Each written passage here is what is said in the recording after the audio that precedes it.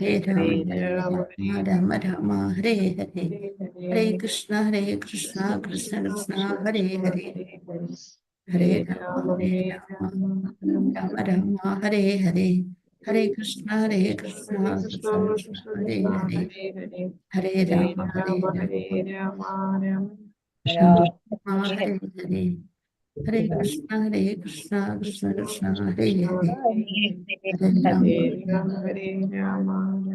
രാമ ഹരേ ഹരേ, ഹരേ കൃഷ്ണ കൃഷ്ണ കൃഷ്ണ ഹരേ ഹരേ, ഹരേ രാമ രാമ രാമ രാമ ഹരേ ഹരേ, ഹരേ കൃഷ്ണ കൃഷ്ണ കൃഷ്ണ ഹരേ ഹരേ, ഹരേ കൃഷ്ണ കൃഷ്ണ കൃഷ്ണ ഹരേ ഹരേ, ഹരേ രാമ ഹരേ രാമ രാമ രാമ ഹരേ ഹരേ ഹരേ, ഹരേ, ഹരേ കൃഷ്ണ കൃഷ്ണ കൃഷ്ണ കൃഷ്ണ ഹരേ ഹരേ, ഹരേ രാമ ഹരേ രാമ രാമ രാമ ഹരേ ഹരേ, ഹരേ കൃഷ്ണ കൃഷ്ണ കൃഷ്ണ ഹരേ ഹരേ, ഹരേ കൃഷ്ണ കൃഷ്ണ ഹരേ ഹരേ, ഹരേ ഹരേ ഹരേ, രാമ ഹരേ രാമ കൃഷ്ണ ഹരേ കൃഷ്ണ കൃഷ്ണ ഹരേ ഹരേ, കൃഷ്ണ ഹരേ രാമ ഹരി ഓം. രാമ ഹരേ ഹരേ, രാമ ഹരേ കൃഷ്ണ രാമ ഹരേ ഹരേ, ഹരേ കൃഷ്ണ കൃഷ്ണ കൃഷ്ണ കൃഷ്ണ ഹരേ ഹരേ, ഹരേ രാമ രാമ രാമ ഹരേ കൃഷ്ണ കൃഷ്ണ കൃഷ്ണ ഹരേ ഹരേ, ഹരേ രാമ രാമ ഹരേ ഹരേ, ഹരേ കൃഷ്ണ കൃഷ്ണ കൃഷ്ണ ഹരേ ഹരേ, ഹരേ രാമ രാമ ഹരേ ഹരേ, ഹരേ കൃഷ്ണ കൃഷ്ണ ഹരേ കൃഷ്ണ കൃഷ്ണ ഹരേ ഹരേ, ഹരേ രാമ രാമ രാമ ഹരേ ഹരേ, ഹരേ കൃഷ്ണ കൃഷ്ണ ഹരേ ഹരേ, ഹരേ രാമ ഹരേ രാമ രാമ ഹരേ ഹരേ, ഹരേ കൃഷ്ണ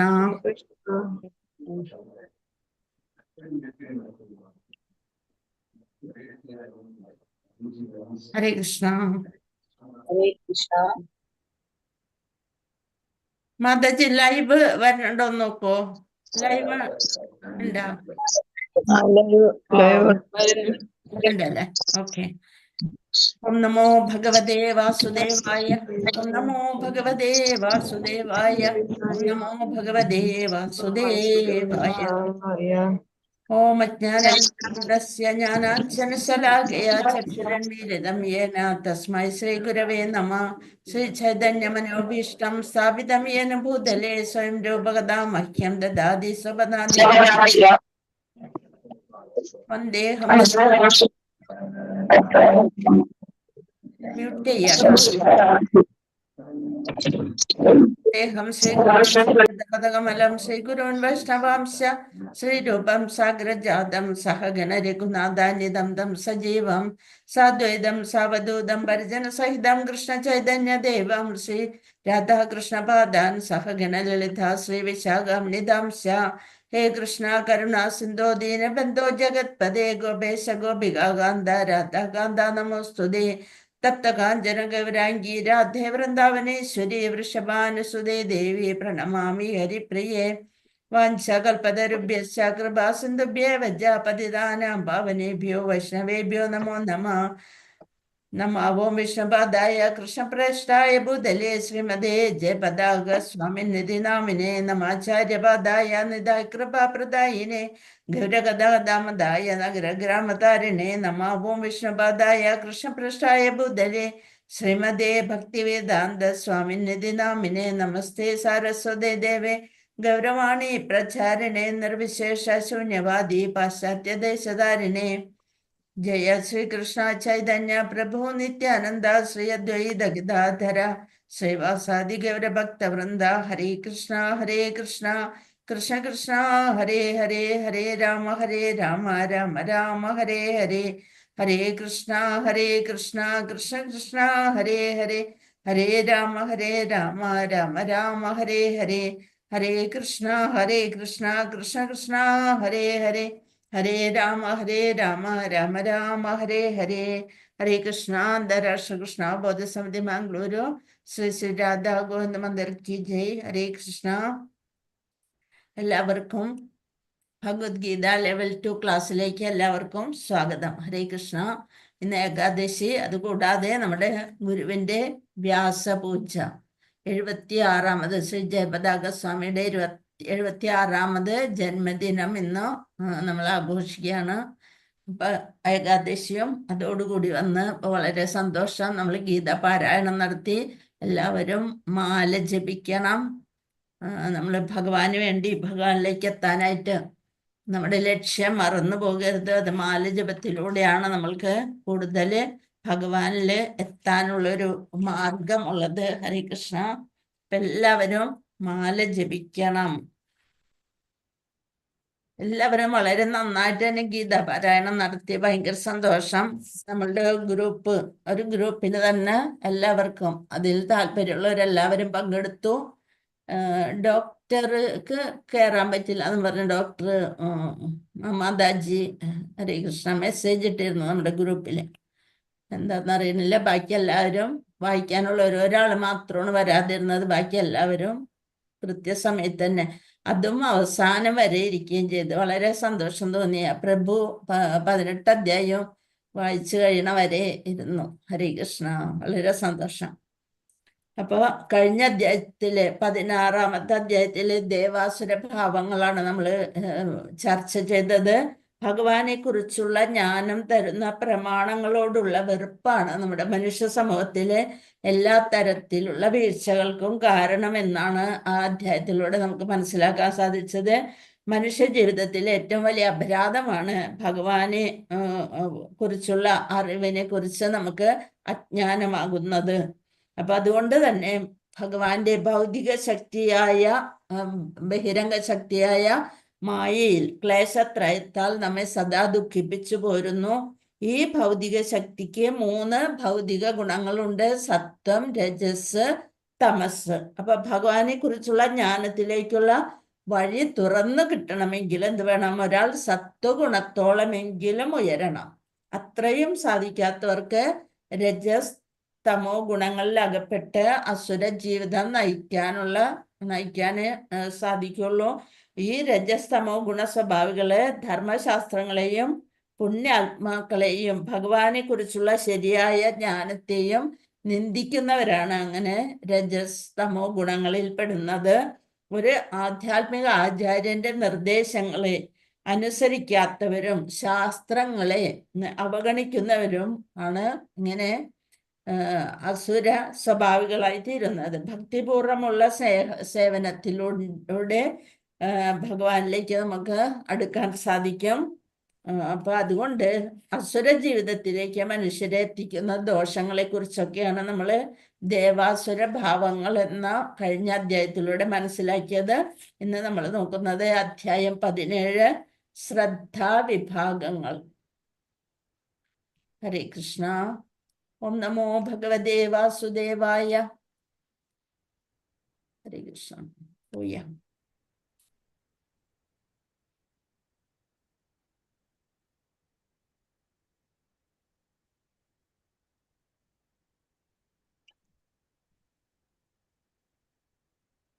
പറഞ്ഞില്ലേ? സ്ക്രീൻ കാണില്ലേ? സ്ക്രീൻ കാണുന്നൊരു ഇതായിട്ട് ക്ലിയർ ഇല്ല. സൗണ്ടും ഇല്ല മാതാജി. കാണുന്നുണ്ടല്ലോ. സൗണ്ടും കാണുന്നു. സൗണ്ട് കാണുന്നുണ്ട് മാതാജി. കുഴപ്പമില്ല, നല്ല രീതിയിൽ കാണുന്നുണ്ട്. കേൾക്കുന്നുണ്ട്, കാണുന്നുണ്ട്. സൗണ്ട് ഹരേ കൃഷ്ണ. ഇപ്പൊ കാണുന്നുണ്ട് അല്ലേ മാതാജി? കാണാം മാതാജി. ഹരേ കൃഷ്ണ. ഓം നമോ ഭഗവതേ വാസുദേവായ. ശ്ലോകം 1. അർജുന ഉവാച യേ ശാസ്ത്രവിധിമുത്സൃജ്യം യജന്തി ശ്രദ്ധയാന്വിതാഃ തേഷാം നിഷ്ഠാതുക കൃഷ്ണ സത്വമാഹോ രജസ്തമഃ. അർജുനൻ ചോദിച്ചു, അല്ലയോ കൃഷ്ണ, ശാസ്ത്രവിധികളെ ഒന്നും പിന്തുടരാതെ തങ്ങളുടെ സ്വന്തം ഭാവനയനുസരിച്ച് ആരാധന ചെയ്യുന്നവരുടെ സ്ഥിതി എന്താണ്? സത്വ രജസ് തമോ ഗുണങ്ങളിലേതാണ് അവരിൽ കാണുന്നത്? ഈ ഒരു സംശയമാണ് അർജുനന് മനസ്സിലായത് എന്താന്ന് വെച്ചാല് ശാസ്ത്രങ്ങളൊന്നും എല്ലാവരും അമ്പലത്തിൽ പോകുന്നുണ്ട്, ഭഗവാനെ പ്രാർത്ഥിക്കുന്നുണ്ട്. അത് കഴിഞ്ഞ് കുറച്ചാൾ കഴിയുമ്പോ ദേവിയുടെ അമ്പലത്തിൽ പോകും, അല്ലെന്നുണ്ടെങ്കിൽ ചാത്തന്റെ അമ്പലത്തിൽ പോകും. അങ്ങനെ അസുര ദേവന്മാരുടെ ഒക്കെ അല്ലെങ്കിൽ എന്താണ് അങ്ങനെ പല പല സ്ഥലത്തേക്ക് നമ്മൾ പോയിക്കൊണ്ടേയിരിക്കും. അങ്ങനെ ശാസ്ത്രവിധികളെ ഒന്നും പിന്തുടരാതെ തങ്ങളുടെ സ്വന്തം ഭാവനയനുസരിച്ച് ആരാധന ചെയ്യുന്നവരുടെ സ്ഥിതി എന്താണെന്നാണ് ഭഗവാനോട് അർജുനൻ ചോദിക്കുന്നത്. പൂർണ്ണ വിശ്വാസത്തോടെ ഏതെങ്കിലും ഒരു ആരാധനാക്രമം അനുസരിച്ച് പോരുന്നവരാണ് ജ്ഞാനിയുടെ നിലയിലേക്ക് ഉയരുന്നത്. ക്രമേണ അവർക്ക് ശാന്തിയും ക്ഷേമവും പരിപൂർണതയിലെത്തുമെന്നാണ് നമ്മൾ പല ശ്ലോകങ്ങളിലൂടെ കേട്ടത്. അതുപോലെ 16-ാം അധ്യായത്തിലും വേദശാസ്ത്ര വിഹിതങ്ങളായ പ്രമാണങ്ങളെ പിന്തുടരാത്തവരാണ് അസുരനെന്നും വേദപ്രമാണങ്ങളെ വിശ്വാസത്തോടെ അനുസരിക്കുന്നവരാണ് ദേവനെന്നും പറഞ്ഞു. അപ്പോൾ ശാസ്ത്രങ്ങളിൽ ഇല്ലാത്ത അങ്ങനെ ശാസ്ത്രങ്ങളിലൊന്നും പറയാത്ത ചില നിബന്ധനകളെ അതനുസരിച്ച് അവരുടെ നില എന്താണെന്നാണ് അർജുനൻ ഭഗവാനോട് ചോദിക്കുന്നത്. ശാസ്ത്ര നിയമങ്ങൾ അനുസരിക്കുന്നില്ലെങ്കിലും ഏതെങ്കിലും ഒന്നിൽ വിശ്വാസം അർപ്പിച്ച് ഈശ്വരന്മാരെയോ അവർ ചിലപ്പോൾ മനുഷ്യരെയോ ദേവന്മാരെയോ അസുര സ്വഭാവമുള്ള ദേവതകളെയോ അങ്ങനെയൊക്കെ ഉപാസിക്കുന്നു. അവരുടെ പ്രയത്നത്തിന് എന്തെങ്കിലും സാഫല്യമുണ്ടോ എന്നാണ് അർജുനൻ ചോദിക്കുന്നത്. അപ്പൊ ഭഗവാൻ അതിനെന്ത് മറുപടി പറയും? ശ്രീ ഭഗവാൻ വാച ത്രിവിധാ ഭവതി ശ്രദ്ധ ദേഹിനാം സാ സ്വഭാവജ സാത്വികി രാജസി ചൈവ താമസി ചേതി താം ശൃണു. ശ്രീ ഭഗവാൻ പറഞ്ഞു, ശരീരസ്ഥനായ ജീവാത്മാവിന്റെ പൂർവ ആർജിത പ്രകൃതി ഗുണങ്ങൾക്കനുസരിച്ച് അതിന്റെ വിശ്വാസം സാത്വികമോ രാജസികമോ താമസികമോ ആയിത്തീരുന്നു. എന്താണ് നമ്മൾ കഴിഞ്ഞ മുൻ ജന്മങ്ങളില് ആ ജീവാത്മാവിന്റെ ഇപ്പോഴത്തെ ശരീരസ്ഥനായ ജീവാത്മാവിന്റെ പൂർവ ആർജിത പ്രകൃതി ഗുണങ്ങൾക്കനുസരിച്ച് കഴിഞ്ഞ ജന്മത്തിൽ അവർ ആർജിച്ചു വച്ചിരിക്കുന്ന സത്വരജോസ് തമോ ഗുണങ്ങൾക്കനുസരിച്ച് അതിന്റെ വിശ്വാസമാണ് സാത്വികമായോ രാജസികമായോ താമസികമായോ ആയിത്തീരുന്നു. ഇതേപ്പറ്റി കേൾക്കൂ എന്നാണ് പറയുന്നത്, ഭഗവാൻ പറയുന്നത്. അപ്പൊ പ്രകൃതിയുടെ ഒരു പ്രത്യേക ഗുണത്തിലുള്ള അന്ധവിശ്വാസം കൊണ്ട് ആർക്കും പരിപൂർണത നേടാൻ കഴിയില്ല. വിശ്വാസ്യനായ ഒരു ആത്മീയ ഗുരുവുമായി സഹവസിച്ച് സശ്രദ്ധം അദ്ദേഹത്തിൽ നിന്ന് കാര്യങ്ങൾ മനസ്സിലാക്കി ഉയർന്ന ഗുണത്തിലേക്ക് സ്വയം ഉയർത്തപ്പെടാൻ ശ്രമിക്കണം. ശ്ലോകം 3. സത്വാനുരൂപ സർവസ്യ ശ്രദ്ധാ ഭവതി ഭാരത ശ്രദ്ധമായോയം പുരുഷോയോ യശ്രദ്ധ സ ഏവ സഹ. വ്യത്യസ്തമായ പ്രകൃതി ഗുണങ്ങളെ സ്ഥിതി ചെയ്യുന്നതിനനുസരിച്ച് അല്ലയോ ഭാരത ശ്രേഷ്ഠ, ഓരോ വ്യക്തിയും ഓരോ തരത്തിലുള്ള വിശ്വാസത്തെ വളർത്തിയെടുക്കുന്നു. ആ പ്രകൃതി ഗുണങ്ങളിൽ നമ്മളുടെ ചുറ്റുപാടിന്റെ പ്രകൃതിക്ക് അനുസരിച്ച് നമ്മൾ പ്രവർത്തിക്കുന്നത് കൊണ്ട് ഓരോ വ്യക്തിയും ഓരോ തരത്തിലുള്ള വിശ്വാസത്തെ വളർത്തിയെടുക്കുന്നു. താൻ ആർജിച്ച ഗുണങ്ങൾക്കനുസരിച്ച് ജീവസത്തകളെ ഓരോ പ്രത്യേക വിശ്വാസമുള്ളവരെന്ന് പറയപ്പെടുന്നു. അങ്ങനെയാണ് പറയുന്നത്.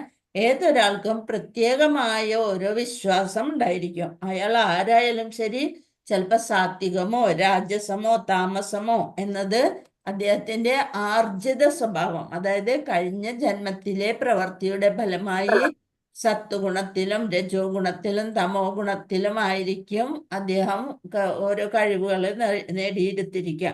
അപ്പൊ ശ്രദ്ധ അഥവാ വിശ്വാസം, നമ്മൾ സത്വഗുണത്തിൽ നിന്നാണ് വരുന്നതെങ്കിൽ ഒരു വിശ്വാസം നമ്മുടെ ദേവനിലോ ദേവനാക്കപ്പെട്ടവനിലോ ഒരു ഭാവന സൃഷ്ടിയിലോ ആവട്ടെ, അത് ദൃഢമാണെങ്കിൽ സാത്വികമായ കർമ്മങ്ങൾക്ക് കാരണമായി തീരും. അതേസമയം ബദ്ധമായ ഭൗതിക ജീവിതത്തിൽ ഒരു കർമ്മവും തികച്ചും വിശുദ്ധങ്ങളല്ലാതെ ആസുരിക ഗുണത്തോടെയാണ് നമ്മൾ കഴിഞ്ഞെന്നുണ്ടെങ്കിൽ നമുക്ക് രജോ ഗുണമോ തമോ ഗുണമോ ആയിരിക്കും. അപ്പൊ അതുകൊണ്ട് എന്ത് ചെയ്യും? ആ ഹൃദയം തമോ ഗുണം അഥവാ മിഥ്യയിലാണെങ്കിൽ അയാളുടെ വിശ്വാസവും അങ്ങനെ മലിനമായതാവാനേ സാധ്യതയുള്ളൂ. അതുകൊണ്ട് ഹൃദയത്തിന്റെ മാലിന്യ ബാധയ്ക്ക് അനുസരിച്ച് വ്യത്യസ്ത മതപ്രമാണങ്ങളെയാണ് നമ്മൾ സ്വീകരിക്കുന്നത്. വിവിധ വിശ്വാസങ്ങൾക്ക് അനുസരിച്ചുള്ള ആരാധനാക്രമങ്ങൾ നമ്മൾ സ്വീകരിച്ചും പോരും. ഇനി ശരിക്കും എന്താണ് ചെയ്യേണ്ടത് എന്നാണ് ഈ ഭഗവത്ഗീതയിൽ പറയുന്നത്. യജന്തേ സാത്വിക ദേവാൻ യക്ഷരക്ഷാംസി രാജസാഹ പ്രേതാൻ ഭൂതഗണാംശാന്യേ യജന്തേ താമസാ ജനാഹ. സാത്വികരായ ജനങ്ങൾ ദേവന്മാരെയും രാജസ സ്വഭാവികൾ അസുരന്മാരെയും തമോ ഗുണപ്രധാനികൾ ഭൂതപ്രേതങ്ങളെയും ആരാധിക്കുന്നു. അപ്പൊ 3 തരത്തില് നമ്മളുടെ മനസ്ഥിതി അനുസരിച്ച് സത്വഗുണമാണെങ്കിൽ കൂടുതലെന്നുണ്ടെങ്കിൽ അവര് ദേവന്മാരെ ആരാധിക്കും. രാജസ ഗുണമാണ് എല്ലാം എനിക്ക് വേണം എന്നൊക്കെ അറിയുന്നുണ്ടെങ്കിൽ അസുരന്മാരെ ആശ്രയിക്കും. തമോ ഗുണികളാണെന്നുണ്ടെങ്കിൽ ഭൂതപ്രേതങ്ങളെയും ആരാധിക്കുന്നു. അശാസ്ത്രവിഹിതം ഘോരം തപ്യന്തേ യേ തപോ ജനാഃ ദംഭാഹങ്കാര സംയുക്ത കാമരാഗബലാന്വിതാഃ കർഷയന്ത ശരീരസ്ഥം ഭൂതഗ്രാമമജ്ജേതസഃ മാം ചൈവാന്ത ശരീരസ്ഥം താൻ വിദ്യാസുര നിശ്ചയാൻ.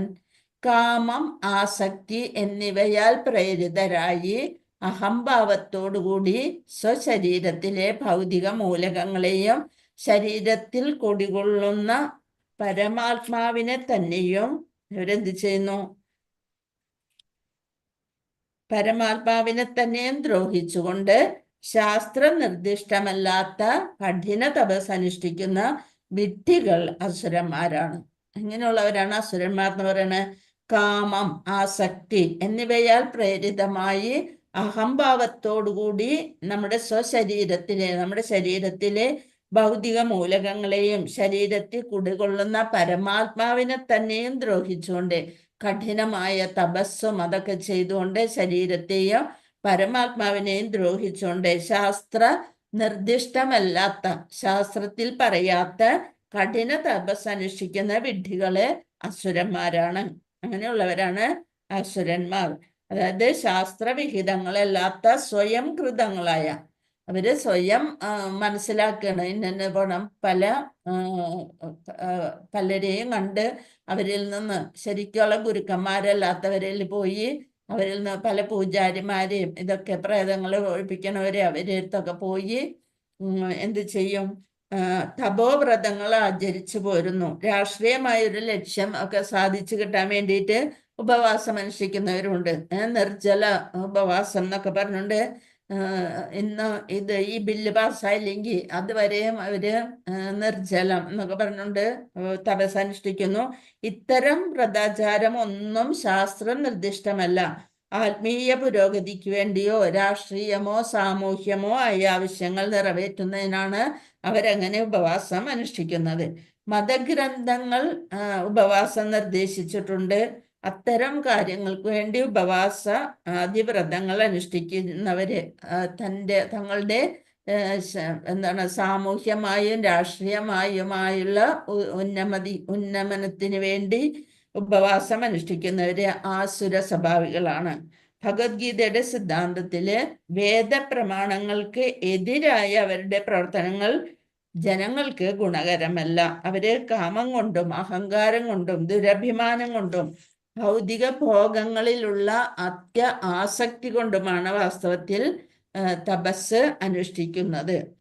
അതുകൊണ്ട് അവർക്ക് പരമപുരുഷനുമായി തങ്ങൾക്കുള്ള ബന്ധത്തെക്കുറിച്ച് മനസ്സിലാക്കാതെ ആസുരങ്ങളായ ജീവിത സിദ്ധാന്തങ്ങളുമായി ഏറെ ജന്മങ്ങൾ കഴിച്ചു കൂട്ടേണ്ടി വരും. അവർക്ക് പല ജന്മങ്ങൾ വീണ്ടും ഈ ഭവസാഗരത്തിൽ കുടുങ്ങി ഇങ്ങനെ ജീവിച്ച് മരിക്കേണ്ടി വരും. ഏതൊരു വിധേനയോ ഒരു ആധ്യാത്മിക ആചാര്യന്റെ അല്ലെങ്കിൽ വൈദിക ജ്ഞാനത്തിന്റെ വഴിക്കുള്ള മാർഗനിർദ്ദേശം ലഭിച്ചുകൊണ്ട് നമ്മള് ഭാഗ്യമുണ്ടായി ഈ വക തപസ് ഒക്കെ അനുഷ്ഠിക്കുകയാണെങ്കിൽ ഈ ബന്ധനത്തിൽ നിന്ന് നമുക്ക് മോചനം നേടി പരമ ലക്ഷ്യമായ ഭഗവാനിൽ എത്തിച്ചേരാനായിട്ട് സാധിക്കും. ശ്ലോകം 7. ആഹാരസ്ത്വപി സർവസ്യ ത്രിവിധോ ഭവതി പ്രിയഃ യജ്ഞസ്തപസ്തദാ ദാനം തേഷാം ഭേദമിമം ശൃണു ഇതുപോലെ തന്നെ ഭക്ഷണത്തിലായാലും ദാനം കൊടുക്കുന്നതിലായാലും ഈ 3 ഗുണങ്ങൾക്കനുസരിച്ച് തന്നെയാണ് ഈ നമ്മളെ തരംതിരിക്കാൻ സാധിക്കും. മനുഷ്യർക്ക് ഭക്ഷണ വിഷയത്തിൽ പോലും ഇഷ്ടാനിഷ്ടങ്ങൾ ഭൗതിക പ്രകൃതിയുടെ ത്രിഗുണങ്ങൾക്കനുസരിച്ചായിരിക്കും. സത്വഗുണമുള്ളവരുടെ ഭക്ഷണശീലം, രജോ ഗുണമുള്ളവരുടെ ഭക്ഷണശീലം, തമോ ഗുണമുള്ളവരുടെ ഭക്ഷണശീലം, അതുപോലെ യജ്ഞങ്ങള്, തപസ്, ദാനം, ഇതൊക്കെയാണ് ഇനി അടുത്ത ശ്ലോകങ്ങളിലൂടെ പറയുന്നത്. അപ്പൊ മനുഷ്യർക്ക് ഭക്ഷണ വിഷയത്തിൽ പോലും ഇഷ്ടാനിഷ്ടങ്ങൾ ഭൗതിക പ്രകൃതിയുടെ ത്രിഗുണങ്ങൾക്കനുസരിച്ചായിരിക്കും. യജ്ഞങ്ങൾ, തപസ്, ദാനം എന്നിവയുടെ കാര്യത്തിലും ഇങ്ങനെ ഈ ത്രിഗുണങ്ങൾക്കനുസരിച്ചാണ് അത് വ്യത്യാസപ്പെട്ടിരിക്കുന്നു. ഇവയുടെ വ്യത്യാസങ്ങളെ പറ്റി കേട്ടുകൊള്ളുക. ശ്ലോകം 8. ആയുസ്സത്വബലാരോഗ്യ സുഖപ്രീതി വിവർധനാഹ രസ്യാ സ്നിഗ്ധാ സ്ഥിരാ ഹൃദ്യോ ആഹാര സാത്വിക പ്രിയ. സാത്വിക സ്വഭാവമുള്ളവര് എന്ത് ആഹാരമാണ് ഇഷ്ടപ്പെടുന്നതെന്ന് നോക്കാം. ദീർഘായുസ്സും, ആയു എന്ന് വെച്ചാൽ ആയുസ്, സത്വബല ആരോഗ്യ സുഖപ്രീതി വർധനാഹ രസ്യ സ്നിഗ്ധ സ്ഥിര ഹൃദ്യ ആഹാര സാത്വിക പ്രിയ. ദീർഘായുസ്സും നിലനിൽപ്പിനെ തന്നെ ശുദ്ധീകരിക്കുന്നതും ബലം നൽകുന്നതും ആരോഗ്യത്തെയും സന്തുഷ്ടിയെയും സംതൃപ്തിയെയും വളർത്തുന്നതും രസവത്തും പ്രീതികരവും സ്നിഗ്ധവും ആസ്വാദ്യവുമായ ആഹാരമായിരിക്കും സാത്വിക സ്വഭാവികൾക്ക് ഇഷ്ടം. സാത്വിക സ്വഭാവികള് സത്വഗുണത്തില് ഉള്ളവരുടെ ആഹാരത്തിന്റെ പ്രത്യേകത, അവര് ദീർഘായുസ് തരുന്ന ആഹാരം, നിലനിൽപ്പിനെ തന്നെ നമ്മുടെ ഹൃദയത്തിലും ശരീരത്തെയും ശുദ്ധീകരിക്കുന്ന തരത്തിലുള്ള ആഹാരമാണ്. ബലം നൽകുന്നു ശരീരത്തിന്, ആരോഗ്യവും സന്തുഷ്ടിയും സംതൃപ്തിയും നൽകുന്ന ആഹാരം. രസവത്തായിരിക്കും, മധുരവും ജ്യൂസി ആയിരിക്കും, പ്രീതികരം, എല്ലാവർക്കും ആർക്ക് കൊടുത്താലും അത് സന്തോഷം നൽകുന്നതായിരിക്കും, സ്നിഗ്ധമായിരിക്കും, ആസ്വാദ്യമായിരിക്കും. അങ്ങനെയുള്ള ആഹാരമാണ് സാത്വിക സ്വഭാവികൾക്ക് ഇഷ്ടം. ഹരേ കൃഷ്ണ. കട്ടംളലവണാത്യുഷ്ണ തീഷ്ണരൂക്ഷവിദാഹിനഃ ആഹാര രാജസസ്യേഷ്ട ദുഃഖശോകാമയപ്രദാഹ. രജോ ഗുണികളുടെ ആഹാരം എങ്ങനെയുള്ളതായിരിക്കും? കയ്പ്, പുളിപ്പ്, ഉപ്പുരസം, കടുത്ത ചൂട്, എരിവ്, വരൾച്ച എന്നിവ കൂടുതലുള്ള ആഹാര പദാർത്ഥങ്ങളെ രാജസ സ്വഭാവികൾ ഇഷ്ടപ്പെടുന്നു. അത്തരം ഭക്ഷ്യങ്ങൾ ദുഃഖത്തിനും രോഗങ്ങൾക്കും വഴിവെക്കുന്നവയാണ്. ഇപ്പൊ മൃഗങ്ങളൊക്കെ അവരുടെ ശരീരഘടന തന്നെ മാംസം ഭക്ഷിക്കാനുള്ള തരത്തിലുള്ളതാണ്. അങ്ങനെ അവര് പച്ചയായിട്ടുള്ള മാംസം ഭക്ഷിക്കുന്നു. പക്ഷെ മാംസം ഭക്ഷിക്കുന്ന നമ്മളും എങ്ങനെയാണ്, അത് പച്ചയ്ക്ക് തിന്നാൻ നമ്മളെ കൊണ്ട് സാധിക്കില്ല. അപ്പൊ എന്ത് ചെയ്യണം? ഉപ്പും മുളകും അതൊക്കെ ധാരാളം ചേർത്ത് അത്യുഷ്ണ തീഷ്ണ രൂക്ഷവിദാഹീന, കയ്പും പുളിപ്പും ഉപ്പുരസവും കടുത്ത ചൂടും എരിവൊക്കെ ചേർത്ത് അങ്ങനെയാണ് നമ്മൾ ആ ആഹാര പദാർത്ഥങ്ങള് തയ്യാറാക്കുക. അങ്ങനെ താല്പര്യമുള്ളവര് രാജസ സ്വഭാവികൾ ഇഷ്ടപ്പെടുന്നു. അപ്പൊ ആ മൃഗത്തിന്റെ അവബോധമാണ് നമ്മൾക്ക് ഉണ്ടാവുക. അത് മനസ്സിലാക്കി കഴിഞ്ഞാലാണ് നമ്മൾക്ക് ഈ ഭഗവത്ഗീതയൊക്കെ പഠിച്ചു കഴിയുമ്പോഴാണ് ഇതൊക്കെ ദയ, ദാക്ഷിണ്യം ഇതൊക്കെ നമ്മളിൽ നിന്ന് അകന്നു പോകുന്നു. അതായത് മൃഗത്തിന്റെ അവബോധത്തിലേക്ക് നമ്മളുടെ അവബോധം മാറുകയാണ് ചെയ്യണത്. അപ്പൊ കയ്പ്, പുളിപ്പ്, ഉപ്പുരസം, കടുത്ത ചൂട്, എരിവ്, വരൾച്ച ഇത് കൂടുതലുള്ള ആഹാര പദാർത്ഥങ്ങളെ രാജസ സ്വഭാവികൾ ഇഷ്ടപ്പെടുന്നു. ഇത്തരം ഭക്ഷ്യങ്ങൾ ദുഃഖത്തിനും രോഗങ്ങൾക്കും, നമ്മുടെ ശരീരം തന്നെ സസ്യ ഭക്ഷണത്തിന് ഭാഗമായതാണെന്നാണ് പറയുക. അപ്പൊ അതുകൊണ്ട് രോഗങ്ങൾക്കും ദുഃഖത്തിനൊക്കെ വഴിവെക്കുന്നവയാണ്. ശ്ലോകം 10. യാദയാമംഗദരസം പൂതി പര്യുഷിതം ചയത് ഉച്ഛിഷ്ടമഭിചാമേദ്യം ഭോജനം താമസപ്രിയം. അപ്പൊ സത്വഗുണത്തിലുള്ളവരെ മനസ്സിലാക്കി, രജോ ഗുണികളെ ഏതാഹാരം ഇഷ്ടപ്പെടുന്നു എന്ന് മനസ്സിലാക്കി. ഇനി തമോ ഗുണികളുടെ ഭക്ഷണം എങ്ങനെയുള്ളതാണ്? അപ്പൊ നമ്മള് ഒരു വീട്ടില് ഒരു മരണം നടന്നാല് അത് അവിടെ 16 ദിവസം അല്ലെ 10 ദിവസം അല്ലെ 12 ദിവസം നമ്മൾ ഒരു കുഴപ്പമില്ലാണ്ട് സസ്യഭക്ഷണം അല്ലെ, വെജിറ്റബിൾ ഒക്കെ ചേർത്താണ്.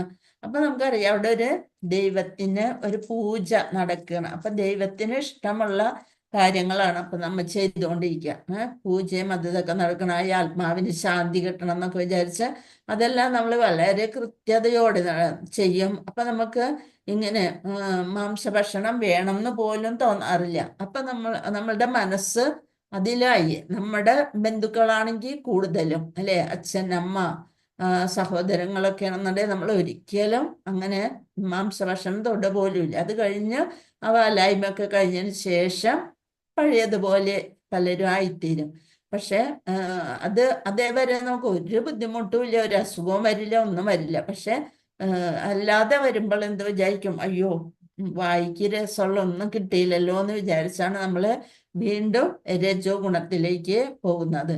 അപ്പൊ നമ്മളുടെ മനസ്സ് തന്നെ പറയണം, അല്ല ഇതിനേക്കാളും നല്ല എരിവും പുളിയൊക്കെ ഉള്ളത് കഴിക്കണം. നമ്മുടെ മനസ്സിനെ കൊണ്ട് പറയിപ്പിക്കുകയാണ് നമ്മുടെ ആഗ്രഹം. ഇനി എന്താണ് തമോ ഗുണം, താമസപ്രിയരെന്താണ് ആഗ്രഹിക്കണേ? യാദയാമംഗദരസം പൂതി പര്യുഷിതം ചയത് ഉച്ഛിഷ്ടമഭിചാമേധ്യം ഭോജനം താമസപ്രിയ. തമോ ഗുണികള് എങ്ങനെയുള്ള ഭക്ഷണമായാലും അവർക്ക് ഒരു കുഴപ്പമില്ല. 3 മണിക്കൂറിന് മുമ്പ്, ശരിക്കും നമ്മൾ ഭക്ഷണം കഴിക്കേണ്ടത് 3 മണിക്കൂറിന് മുമ്പ് പാകം ചെയ്തത് തമോ ഗുണ ആയിത്തീരുന്നാണ് പറയുക. അപ്പൊ അതിന് അകത്ത് ചൂടോട് കൂടിയാണ് ഭക്ഷണം കഴിക്കേണ്ടത്. ഇപ്പൊ കേരളത്തിൽ നമ്മുടെ ഇവിടെയാണ് കാലത്ത് ജോലിക്ക് പോണതിന് മുമ്പ് കാലത്തേക്കും വൈകുന്നേരത്തേക്കും എല്ലാം അങ്ങോട്ട് ഉണ്ടാക്കി അവിടെ വിൽക്കും അല്ലെ. എന്നിട്ട് അത് ഒന്നില് ഒരു പാക്കറ്റായിട്ട് ഫ്രിഡ്ജിൽ എടുത്തു വെക്കും, അല്ലെന്നുണ്ടെങ്കിൽ ഒരു പാത്രത്തില് ഫ്രിഡ്ജിൽ എടുത്തു വെക്കും. അത് കഴിഞ്ഞതിന് ശേഷം എടുത്ത് ചൂടാക്കി അങ്ങനെയൊക്കെയാണ് നമ്മൾ ഉപയോഗിക്കുക അല്ലെ. അപ്പൊ അതേസമയം നോർത്ത് ഇന്ത്യയിൽ അവരൊക്കെ ഭക്ഷണം കഴിക്കുന്നതിന് 2-3 മണിക്കൂർ മുമ്പാണ് അവര് അധികം ഗോതമ്പ് അതേപോലെ ചപ്പാത്തി അങ്ങനെ ഉള്ള വെജിറ്റബിൾസ് ഒക്കെ ചേർത്ത് അപ്പൊ തന്നെ ചൂടോടെ പാകം ചെയ്ത് എല്ലാവരും അവിടെ ഇരുന്ന് താഴത്തിരുന്ന് അവിടെ ചപ്പാത്തി ചുടുന്നുണ്ടാവും, അതിങ്ങനെ എടുത്തു കൊടുത്തോണ്ടിരിക്കും. അങ്ങനെ അവര് സന്തോഷത്തോടു കൂടി, നമ്മളാണെന്നുണ്ടെങ്കിലോ ടേബിളുമ്മ കൊണ്ടുവന്ന് വെച്ച് ഒരു 10 മണിക്കൂർ വിളിക്കണം, പിന്നെ മൊബൈൽ അരിയത്ത് കൊണ്ടുവന്ന് വെച്ച് അതിൽ നോക്കി. അപ്പൊ അത്രയും ഒരു യാതൊരു ഇതും ഇല്ലാത്ത ഒരു തരം ഭക്ഷണ രീതിയിലേക്ക് നമ്മൾ മാറിക്കൊണ്ടിരിക്കുകയാണ്. ഇവിടെ തമോ ഗുണികൾ എന്താണ്, 3 മണിക്കൂറിന് മുമ്പ് പാകം ചെയ്തതും സ്വാദ് നഷ്ടപ്പെട്ടതായാലും വേണ്ടില്ല, അവർക്ക് ആ സമയം നിഷ്ഠയില്ല. അവിടെ കൊണ്ടുവന്ന് വെച്ച് അവിടെ ഇരുന്ന് അത് തണുത്ത് അത് വരുമ്പോ ദുർഗന്ധമുള്ളതും ഉച്ഛിഷ്ടവും തൊടാൻ കൊള്ളാത്തതുമായ ഭക്ഷണങ്ങളെയാണ് താമസ സ്വഭാവികൾ ഇഷ്ടപ്പെടുന്നത്. ഹരേ കൃഷ്ണ. ശ്ലോകം 11. അഫലാകാംക്ഷി ബെർയജ്ഞോ വിധിനിഷ്ഠോയ ഇജ്യതേ യഷ്ടവ്യമേവേദി മന സമാധായ സാത്വികാഃ. യജ്ഞങ്ങള്, ഇനി ഭക്ഷണത്തിന്റെ കാര്യം കഴിഞ്ഞു. അപ്പൊ സത്വഗുണികള് ഏറ്റവും ശരീരത്തിന് ആരോഗ്യം തരുന്ന വിധത്തിലുള്ള ഭക്ഷണം കഴിക്കുന്നു. രജോ ഗുണികള് എരിവും പുളിയും ഉപ്പും ഒക്കെ കൂടുതലുള്ള ശരീരത്തിന് അസ്വസ്ഥത തരുന്ന തരത്തിലുള്ള ഭക്ഷണം കഴിക്കുന്നു. തമോ ഗുണികളാണെങ്കിൽ കൊള്ളാത്തതായ ഭക്ഷണങ്ങളെയാണ്, ഉച്ഛിഷ്ടമായിരിക്കും, തൊടാൻ കൊള്ളാത്ത അങ്ങനെയുള്ള ഭക്ഷണങ്ങളെ ആയാലും അവർക്ക് ഒരു കുഴപ്പമില്ല. അഫലകാംക്ഷിബെർയജ്ഞോ വിധി ദൃഷ്ടോയ ഇജ്യതേ യഷ്ടവ്യമേവേദി മന സമാധായ സാത്വിക. നീ യജ്ഞങ്ങളെ കുറിച്ചാണ് പറയുന്നത്. യജ്ഞങ്ങളിൽ വെച്ച് ബല ഉദ്ദേശ്യമില്ലാതെയും സശ്രദ്ധമായും വേദവിധി പ്രകാരം കർത്തവ്യബോധത്തോടെ അനുഷ്ഠിക്കപ്പെടുന്ന യജ്ഞമാണ് സാത്വികം. ഇങ്ങനെയാണ് വേദവിധി, അതായത് വേദങ്ങളിൽ വിധിക്കപ്പെട്ടിട്ടുള്ള പ്രകാരം ഫലമൊന്നും കാക്ഷിക്കാതെ എല്ലാം ഭഗവാനിൽ അർപ്പിച്ചുകൊണ്ട് സശ്രദ്ധം ശ്രദ്ധയോടുകൂടി കർത്തവ്യബോധത്തോടെ അനുഷ്ഠിക്കപ്പെടുന്ന യജ്ഞത്തെ സാത്വിക യജ്ഞം എന്ന് പറയുന്നു. ഇനി അഭിസന്ധായതോ ഫലം ദംഭാർത്ഥമഭിചൈവയത് ഇജ്ജതേ ഭരതശ്രേഷ്ഠ തം യജ്ഞം വിദ്ധി രാജസം. ഇനി രാജസത്യ സ്വഭാവത്തിലുള്ള യജ്ഞം എന്താണ്? അഭിസന്ധായതോ ഫലം കാക്ഷിക്കുന്നു. ദംഭാർത്ഥം അഭിചൈവയത്, ദംഭം അഹങ്കാരം അർത്ഥം അതിൽ നിന്ന് വളരെയധികം പ്രതീക്ഷിച്ചുകൊണ്ടാണ് അവർ ചെയ്യുന്നത്. ഭൗതികമായ ഏതെങ്കിലും പ്രയോജനത്തിന് വേണ്ടിയോ ഗർവ് കാട്ടാനായോ അവിടെ ഇത്രയും പൈസ ഉള്ളതുകൊണ്ട് ഞാൻ ഇത്ര നല്ലൊരു യജ്ഞമൊക്കെ നടത്തി എന്ന് കാണിക്കാനായിട്ട് ഗർവ് കാട്ടാനായോ അനുഷ്ഠിക്കപ്പെടുന്ന യജ്ഞം രാജസം എന്നറിയുക. അല്ലയോ ഭരത ശ്രേഷ്ഠ. അർജുനനോട് പറയണം, ഭഗവാൻ പറഞ്ഞുകൊണ്ടേയിരിക്കണം, ഭൗതികമായ പ്രയോജനത്തിന് വേണ്ടി എന്തോ കാര്യസിദ്ധിക്ക് വേണ്ടി നടക്കണ അല്ലെ ഗർവ് കാട്ടാനായിട്ട് എൻ്റെ കയ്യില് ധാരാളം പണമുണ്ട്, അഹങ്കാരം കാണിക്കാനായിട്ട് അനുഷ്ഠിക്കപ്പെടുന്ന യജ്ഞം രാജസമാണ്, അറിയുക ഭാരത ശ്രേഷ്ഠ. അടുത്തത് തമോ ഗുണികളുടെ യജ്ഞം എങ്ങനെയുള്ളതാണ്? വിധിഹീനമ സൃഷ്ടാന്നം മന്ത്രഹീനമ ദക്ഷിണം. എന്തൊക്കെയാണ്? വിധിഹീനം, വേദോക്ത വിധികൾ അനുസരിക്കാതെ, മന്ത്രഹീനം, മന്ത്രങ്ങളൊന്നുമില്ലാതെ, ദക്ഷിണ കൊടുക്കാതെ, ശ്രദ്ധാവിരഹിതം യജ്ഞം താമസം പരിചക്ഷതേ. വിധിഹീനമ സൃഷ്ടാന്നം മന്ത്രഹീനമ ദക്ഷിണം ശ്രദ്ധാവിരഹിതം യജ്ഞം താമസം പരിചക്ഷതേ.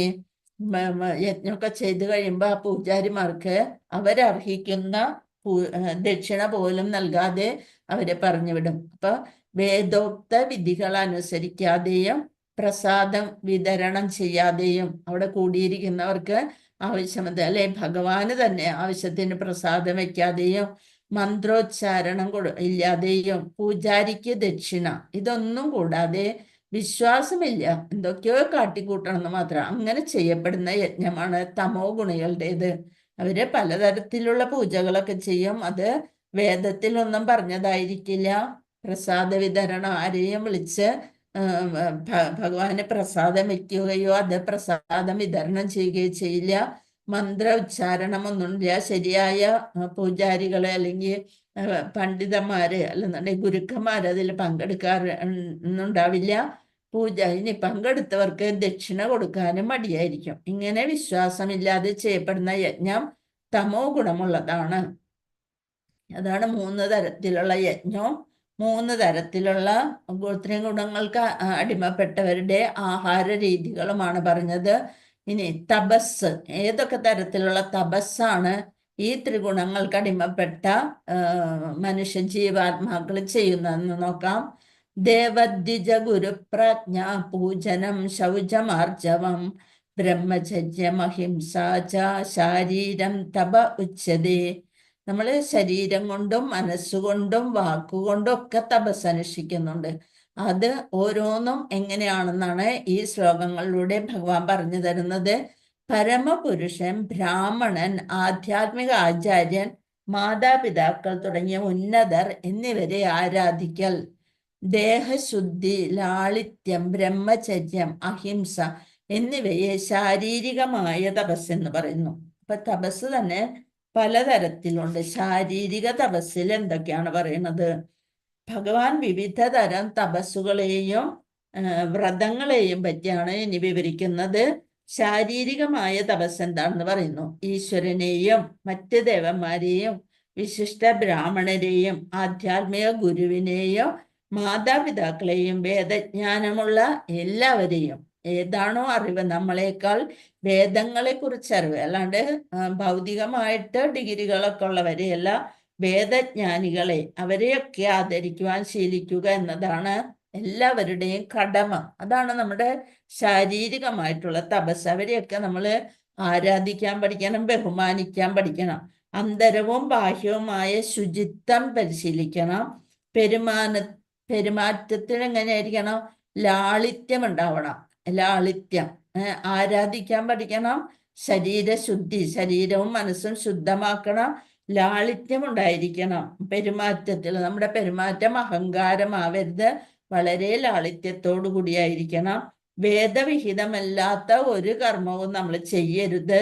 വൈവാഹിക ജീവിതത്തിന് പുറത്തുള്ള ലൈംഗിക ബന്ധം പുലർത്താനായിട്ട് പാടില്ല. അതൊക്കെയാണ് ദേഹശുദ്ധിയിൽ വരുന്നത്. വൈവാഹികമായ ലൈംഗിക ബന്ധം മാത്രമേ വേദങ്ങള് അംഗീകരിച്ചിട്ടുള്ളൂ. ഇതിനെയാണ് ബ്രഹ്മചര്യം. അല്ലാണ്ട് കല്യാണം കഴിക്കരുത് എന്നുള്ളതല്ല. നമ്മൾ വേദവിധി പ്രകാരം വിവാഹം കഴിക്കാം. വിവാഹ ഇതര ബന്ധങ്ങളെയാണ് അത് നല്ലതല്ല. അതെല്ലാം ആസുരിക സ്വഭാവം അല്ലെ തമോ ഗുണികൾക്കുള്ളതാണ്. ഇതെല്ലാമാണ് ശാരീരികമായ തപശ്ചര്യകള്. അപ്പൊ ബ്രാഹ്മണൻ, ആധ്യാത്മികാചാര്യൻ, മാതാപിതാക്കൾ തുടങ്ങിയ ഉന്നതർ എന്നിവരെ നമ്മൾ ആരാധിക്കണം, അവരെ ആദരിക്കണം. ദേഹശുദ്ധി, ലാളിത്യം ഉണ്ടാവണം. ബ്രഹ്മചര്യം എന്ന് വെച്ചാല് വിവാഹേതര ബന്ധങ്ങളൊന്നും പാടില്ല. അഹിംസ എന്നിവയെ ശാരീരികമായ തപസ് എന്ന് പറയുന്നു. ഇനി അനുദ്വേഗകരം വാക്യം സത്യം പ്രിയഹിതം ചയത് സ്വാധ്യായാഭ്യസനം ചൈവ വാങ്മയം തപ ഉച്ചതി. ഇപ്പൊ ശാരീരിക തപസ് പറഞ്ഞു. ഇനി വാങ്മയം, വാക്കാൽ എങ്ങനെയാണ് നമ്മൾ തപസ് ചെയ്യുന്നത്? വാക്കുകൊണ്ട് തപസ് ചെയ്യുന്നത് എങ്ങനെയാണ്? അന്യർക്ക് മനഃപീഠ അനുദ്വേഗകരം, അന്യർക്ക് മനസ്സിന് വിഷമുണ്ടാക്കാൻ പാടില്ല. സത്യം പറയുകയാണെങ്കിലും അത് ആയ അവസരത്തിനനുസരിച്ചായിരിക്കണം. അപ്പൊ മറ്റുള്ളവരുടെ മനസ്സിൽ വ്യാകുലതയൊന്നും ഉണ്ടാക്കാത്ത വിധം ഉണ്ടാകുന്ന വിധം നമ്മൾ ഒരിക്കലും സംസാരിക്കരുത്. സത്യവും പ്രയോജനകരവും കേൾക്കുന്നവർക്ക് ഉദ്വേഗമുണ്ടാക്കാത്തതും ഹിതകരവുമായ സംഭാഷണമായിരിക്കണം. പതിവായുള്ള വേദമന്ത്രോച്ചാരണമാണ് വാങ്മയമായ തപസ്. നമ്മൾ കാലത്ത് തന്നെ നാമം ജപിക്കുന്നതും അതേപോലെ ഓരോ മന്ത്രങ്ങൾ ചൊല്ലണതൊക്കെ വാങ്മയമായ തപസ്സിൽ പെടും അല്ലെ. അപ്പൊ എന്താണ്? മറ്റുള്ളവരുടെ മനസ്സിൽ വ്യാകുലത ഉണ്ടാക്കുന്ന വിധം നമ്മൾ സംസാരിക്കരുത്. സംസാരിക്കുമ്പോൾ ഉപദേശിക്കുന്നതിനായി സത്യം പറയാം. എന്നാൽ അതേ ആചാര്യന്റെ ശിഷ്യരല്ലാത്തവരോട് അവരുടെ മനസ്സിനെ വ്യാകുലപ്പെടുത്തുന്ന തരത്തിൽ നമ്മൾ വാക്കുകളെ പറയാൻ പാടില്ല. വാക്കിനെ സംബന്ധിച്ച തപസ്യാണിത്. സംഭാഷണ വിഷയം എന്തായിരിക്കണം? വേദഗ്രന്ഥങ്ങളെ അടിസ്ഥാനമാക്കിക്കൊണ്ടായിരിക്കണം സംഭാഷണം. നമ്മൾ വെറുതെ ഈ തവളകൾ കിടന്ന് കരയണ പോലെ തോന്നിയ വാക്കുകളൊക്കെ ഇങ്ങനെ പറഞ്ഞ് ഏത് നേരവും സംഭാഷണത്തിൽ ഏർപ്പെട്ട് മറ്റുള്ളവരെ അലോസരപ്പെടുത്തരുത്. നമ്മുടെ സംഭാഷണം ശ്രവണ സുഖപ്രദമായിരിക്കണം. കേൾക്കുന്നവർക്ക് അത് സുഖപ്രദമായ സംഭാഷണമായിരിക്കണം. എന്തെങ്കിലും ഒരു മനുഷ്യ ജീവാത്മാവിന് ഉപയോഗപ്രദമായിട്ട് അതേപോലെ ഉന്നതിയിലേക്ക് നയിക്കുന്ന തരത്തിലുള്ള സംഭാഷണം അത് വൈദിക സാഹിത്യത്തിൽ ഉള്ളതായിരിക്കണം. അങ്ങനെ ആയിരിക്കണം. അല്ലാണ്ട് ഊഹാപോഹങ്ങള് അങ്ങനെ കെട്ടില് ഇങ്ങനെ കെട്ടില് ഇവിടെ അത് നടന്നു ഇത് നടന്നു അങ്ങനെയുള്ള സംഭാഷണങ്ങളിലൊന്നും നമ്മൾ ഏർപ്പെടാതെ അതിൽ നിന്നൊക്കെ അകലം പാലിക്കുക. അപ്പൊ അതിനെയാണ് സംബന്ധിയായ തപസ്, വാങ്മയമായ തപസ്. അങ്ങനെ നമ്മൾ തീരുമാനിച്ചു കഴിഞ്ഞാല് അതൊരു തപസ് തന്നെയാണ്. അല്ലാണ്ട് കാട്ടിൽ പോയി കഠിനമായിട്ട് നിന്ന് ശരീരത്തെ പീഡിപ്പിച്ചുകൊണ്ടുള്ള തപസ്സല്ല. നേരത്തെ ശരീര തപസ്സിലും അത് തന്നെ മറ്റുള്ളവരെ ബഹുമാനിക്കുക, ദേഹശുദ്ധി വരുത്തുക, അങ്ങനെയുള്ള കാര്യങ്ങളാണ് പറഞ്ഞത്. അല്ലാണ്ട് കാട്ടിൽ പോയി നിന്ന് ശരീരത്തെ പീഡിപ്പിച്ചുകൊണ്ടുള്ള തപസ്സല്ല. മാതാപിതാക്കള് അവരെ ഒക്കെ അതേപോലെ നമ്മുടെ സ്വഭാവം ലാളിത്യം ഉണ്ടായിരിക്കണം, ബ്രഹ്മചര്യം വേണം, അഹിംസ, ഇതൊക്കെ ശാരീരികമായ തപസ്. ഇനി മനസ്സുകൊണ്ടുള്ള വാങ്മയമായ തപസ്, വാക്കുകൊണ്ടുള്ള തപസ്, മറ്റുള്ളവരെ സത്യം പറയുകയാണെങ്കിലും ഓടി വന്നിട്ട് അയ്യോ അങ്ങനെ കേട്ടില്ലേ അദ്ദേഹം പോയേട്ടാ അങ്ങനെ പറഞ്ഞുകൊണ്ട് സ്വന്തം മകനോട് അങ്ങനെ സത്യമല്ലേ പറഞ്ഞത് എന്ന് പറഞ്ഞുകൊണ്ട് അവരെ വിഷമിപ്പിച്ചുകൊണ്ടുള്ള സത്യം നമ്മൾ ഒരിക്കലും പറയാതിരിക്കണം. അങ്ങനെ മറ്റുള്ളവർക്ക് ഉദ്വേഗം ഉണ്ടാക്കാത്തതും ഹിതകരവുമായ കേൾക്കുമ്പോൾ ഒരു സുഖം തോന്നുന്ന തരത്തിലുള്ള സംഭാഷണമായിരിക്കണം. പതിവായുള്ള വേദമന്ത്രോച്ചാരണവും വാങ്മയ തപസ്സിൽ പെടുന്നു. ഇനിയോ മനഃപ്രസാദ സൗമ്യത്വം മൗനം ആത്മവിനിഗ്രഹ ഭാവശുദ്ധിരിത്യേത തപോ മാനസമുച്ചതി. ഇനി മാനസികമായ തപസ്, നേരത്തെ നമ്മൾ പറഞ്ഞ ശാരീരിക തപസ്സും വാക് തപസ്സും പറഞ്ഞു. ഇനി മാനസികമായ തപസ് ഉണ്ട്. അതെന്തിൽ പെടുന്നു? മനഃപ്രസാദ സൗമ്യത്വം, സംതൃപ്തി, സൗമ്യത, മൗനം, ആത്മസംയമനം. എന്ത് കേട്ടാലും മനസ്സിനെ ഒരു നിയന്ത്രിക്കാൻ പഠിക്കണം. കേൾക്കണേന് മുമ്പ് കാള പറ്റുമെന്നും പറഞ്ഞ് കയറെടുക്കരുതെന്ന് പറയണ പോലെ സംതൃപ്തി ഉണ്ടാവണം. എപ്പോഴും എന്തിനും അയ്യോ എന്തൊരു ചൂട്, എന്തൊരു ഇതാണ്, ഇപ്പൊ ചൂട് കാലമാണ് അല്ലെ. അപ്പൊ നമ്മ പറയും അയ്യോ ചൂട് കൊണ്ട് സഹിക്കാൻ വയ്യ. അതേസമയം മഴക്കാലം വരുമ്പോഴും നമ്മൾ അത് തന്നെ പറയും, ഈ മഴ നശിച്ച മഴ എന്നൊക്കെ പറയും. അപ്പൊ ഒന്നിലും നമ്മൾ സംതൃപ്തരല്ല. മഴയുണ്ടെങ്കിലും ചൂടുണ്ടെങ്കിലും ഒക്കെ നമ്മൾക്ക് പ്രകൃതിക്ക് അത്യാവശ്യമാണ്. പക്ഷെ അതൊക്കെ ഒന്ന് സഹിക്കാൻ നമ്മൾക്ക് തയ്യാറല്ല. സംതൃപ്തി, സൗമ്യത, മൗനം, ആവശ്യമില്ലാത്ത കാര്യത്തിലൊക്കെ കയറി ഇടപെടാതിരിക്കുക. ഇപ്പൊ കഴിയുന്നതോ നമ്മൾക്ക് ആവശ്യമുണ്ടോ എന്ന് നോക്കിയിട്ട് മാത്രം അതിൽ ഇടപെടുക. അല്ലാത്ത സമയത്ത് മൗനം പാലിക്കുക. ആത്മസംയമനം, മനസ്സിനെ നിയന്ത്രിക്കാൻ പഠിക്കുക. സ്വഭാവശുദ്ധി, നല്ല സ്വഭാവത്തില് വർത്തിക്കുക. അങ്ങനെ എല്ലാവരെയും ബുദ്ധിമുട്ടിക്കുന്ന തരത്തില് അല്ലെന്നുണ്ടെങ്കില് പല ആളുകളുമായിട്ട് ആവശ്യമില്ലാത്ത ബന്ധങ്ങളിലൊന്നും ഏർപ്പെടാതിരിക്കുക. അതാണ് സ്വഭാവശുദ്ധി. ഇതെല്ലാം മാനസികമായ തപസ്സിൽ പെടുന്നു. എന്താണ്? ഇന്ദ്രിയ ഭോഗങ്ങളിലുള്ള വിരക്തി, അതാണ് ഏറ്റവും അധികം പ്രശ്നങ്ങൾ ഉണ്ടാക്കുക. ഇന്ദ്രിയ ഭോഗങ്ങളിലുള്ള ആസക്തിയാണ് പ്രശ്നം ഉണ്ടാക്കുക. അതിൽ വിരക്തി ഉണ്ടാവണം. അതൊരു മാനസികമായ തപസ്സിൽ വിടുന്നു. അന്യർക്ക് നന്മ ചെയ്യേണ്ടതിനെ പറ്റിയായിരിക്കണം നമ്മുടെ ചിന്ത. നമ്മൾ പറയാണ്ട് മൗനത്തിലിരിക്കണം, പക്ഷെ മനസ്സിൽ നിറയെ അവരോട് ദേഷ്യമാണ് വെച്ചിട്ടുണ്ട്. ഇതൊന്നും ഇപ്പൊ ഞാൻ ഒന്നും മിണ്ടണില്ല എന്നൊക്കെ പറഞ്ഞുകൊണ്ട് നമ്മൾ അങ്ങോട്ട് അടക്കി വെക്കണതും അതും ഭയങ്കര ബുദ്ധിമുട്ടാണ് അല്ലെ. കുറെ കഴിയുമ്പോൾ നമ്മള് താനെ പൊട്ടിത്തെറിക്കും. അപ്പൊ മനസ്സിന് ആത്മസംയമനം വേണം നമ്മൾക്ക്. കൃഷ്ണാബോധത്തിൽ നിന്ന് വ്യതിചലിക്കാൻ പാടില്ല. ഭഗവാൻ ആണ് നമ്മുടെ ലക്ഷ്യം. ആ അവബോധത്തിൽ നിന്ന് മാറാൻ പാടില്ല. ചിന്താ ഗൗരവമാണ് മനസ്സിന്. ആ ചിന്ത തന്നെ സാത്വികമായിരിക്കണം. മറ്റുള്ളവരെ ദ്രോഹിക്കണമെന്ന് ചിന്തിച്ച് അവരെ കാണുമ്പോൾ ചിരിച്ചു കാണിക്കുക. അതും അതാണ് നമ്മുടെ പരമപുരുഷൻ ഭഗവാൻ നമ്മുടെ മനസ്സിലിരുന്ന് പരമാത്മാവ് രൂപത്തില് നമ്മുടെ ചിന്തകളെ പോലും കാണുന്നുണ്ട്. അപ്പൊ ആ കൃഷ്ണാബോധത്തിൽ നിന്ന് വ്യതിചലിക്കാൻ പാടില്ല. ഇന്ദ്രിയ സന്ദർപ്പണം, ഇന്ദ്രിയത്തെ വല്ലാണ്ട് ഇത് ചെയ്യുന്നത് ഒഴിവാക്കണം. സ്വഭാവ ശുദ്ധീകരണം കിട്ടണം എന്നുണ്ടെങ്കിൽ നമ്മൾ കൃഷ്ണാബോധവാനാകണം. അപ്പൊ ഇന്ദ്രിയ സുഖങ്ങളിൽ നിന്ന് വിചാരങ്ങളെ തന്നെ പിൻവലിക്കണം. നമ്മൾ ഒരാളെ കാണുമ്പോൾ അദ്ദേഹത്തില് അനുരക്തമായിട്ട് നമ്മൾ പല വിധത്തിലുള്ള ചിന്തകൾ വരും. പക്ഷെ പ്രവൃത്തിയിലൊന്നും പേടികൊണ്ടും അതൊക്കെ ആയിട്ട് പ്രവൃത്തി ചെയ്തിരുന്നില്ലെങ്കിലും അതും തെറ്റായ പ്രവണതയാണ്. സർവ്വ ജീവജാലങ്ങളുടെയും നന്മയ്ക്ക് വേണ്ടി നമ്മൾ ചിന്തിക്കണം. മൗനം എന്നാല് ആത്മസാക്ഷാത്കാരത്തിൽ തന്നെ മനസ്സുറപ്പിക്കുക. അല്ലാണ്ട് ദേഷ്യമുള്ളവരോടും മിണ്ടാണ്ടിരിക്കണം എന്നല്ല പറയുന്നത്. ആത്മസാക്ഷാത്കാരത്തിൽ മനസ്സുറപ്പിക്കുന്നതിനാണ് മൗനം എന്ന് പറയുന്നത്. പിന്നെ തപസ്സി തൻ്റെ പെരുമാറ്റങ്ങളിലാണ് ആർജവം കാണിക്കേണ്ടത്. അങ്ങനെ ജീവിതം ശുദ്ധമായിരിക്കണം, വിശുദ്ധീകരിക്കണം. ഈ ഗുണങ്ങളെല്ലാം ഉൾച്ചേർന്നാല് അതിന് മാനസികമായ തപസ്സിൽ പെടുന്നു. മനസ്സിലായല്ലോ? സംതൃപ്തി ഉണ്ടാവണം, സൗമ്യത, മൗനം എന്ന് പറയുന്നത് വെറുതെ അല്ല. സർവ്വജീവജാലങ്ങളെ കുറിച്ചും നന്നായി ചിന്തിക്കുക. നന്മയ്ക്ക് വേണ്ടി, അവരുടെ നന്മയ്ക്ക് വേണ്ടി ചിന്തിക്കുക. മൗനം എന്ന് വെച്ചാല് ആത്മസാക്ഷാത്കാരത്തിൽ തന്നെ നമ്മളുടെ മനസ്സിനെ നിയന്ത്രിച്ചുകൊണ്ട് മൗനം പാലിക്കുക. ആത്മസംയമനം അഥവാ മനോനിയന്ത്രണം, അത് ഇന്ദ്രിയ സുഖങ്ങളിൽ നിന്ന് മനസ്സിനെ മോചിപ്പിക്കണം എന്നാണ് അവിടെ പറയണേ. ആത്മസംയമനം.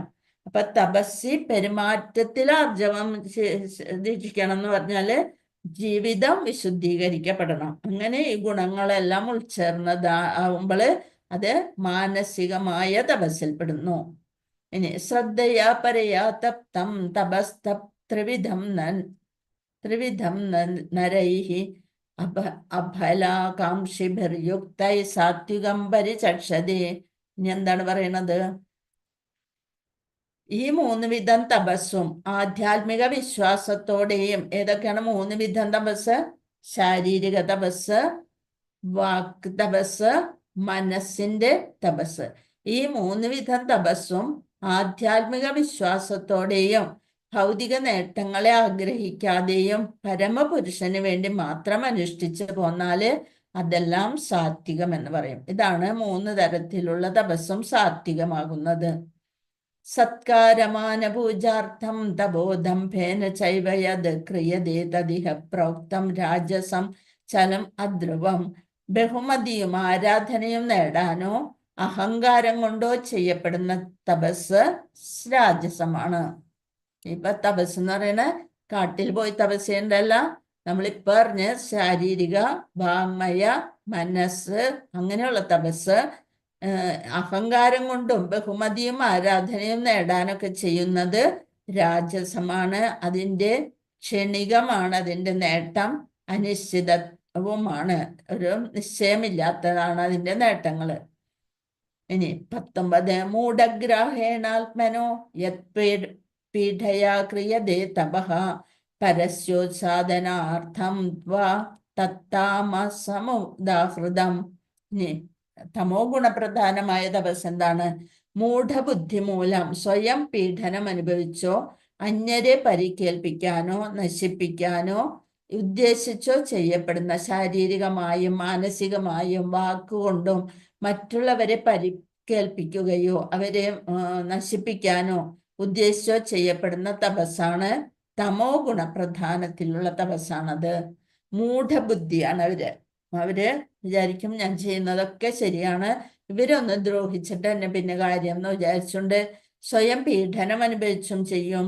അല്ലെങ്കിൽ അന്യരെ പരിക്കേൽപ്പിക്കാനോ നശിപ്പിക്കാനോ ഉദ്ദേശിച്ചോ ചെയ്യപ്പെടുന്ന തപസ് തമോ ഗുണപ്രധാനമാണ്. അപ്പൊ അതുകൊണ്ട് നമ്മൾ അതിൽ നിന്ന് വളരെ ശ്രദ്ധിക്കണം. ഇതെല്ലാം ഹിരണ്യകശുപെ പോലുള്ള അസുരന്മാര് അനശ്വരത നേടാനും ദേവന്മാരെ ഹിംസിക്കാനുമായിട്ടാണ് അവര് കഠിന തപം അനുഷ്ഠിച്ചത്.